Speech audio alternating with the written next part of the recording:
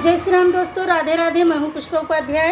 जय श्री राम, राधे राधे। मैं हूँ सीमा पांडे और हम दोनों मिलके एक कजरी सुना रहे हैं। कजरी पसंद आएगा तो वीडियो को लाइक कीजिएगा, शेयर कीजिएगा और कमेंट में बताइए कि गीत कैसा लगा। और हमारे चैनल एसपी भजन सागर को सब्सक्राइब करें। राम संगवा तुराड़ नाम मचाव पिया, सियाला वटाव पिया ना।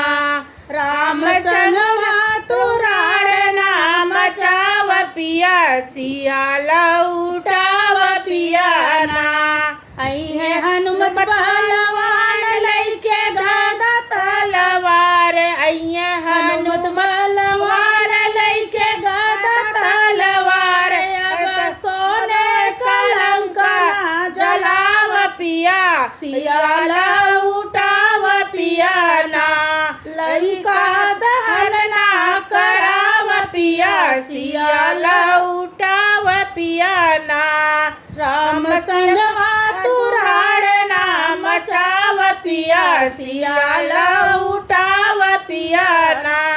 आई है लक्ष्मण बलवान लइके गदा तलवार, आई है लक्ष्मण बलवान लइके गदा तलवार। अब बहिनी के नाक ना कटाव पिया, सियाला उठाव पिया ना। अपने बहिनी का नाक ना कटाव पिया, सियाला उठाव पिया ना। राम संगवा तुराड़ ना मचाव पिया, सियाला उठाव पिया ना।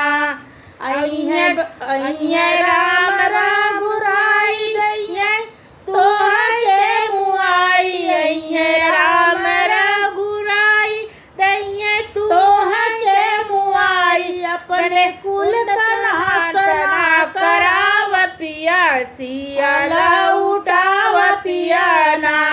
अपने कुल का नाश ना कराव पिया, सियाला उठाव पिया ना। राम संगवा तुराड़ ना मचाव पिया, सियाला उठाव पिया ना।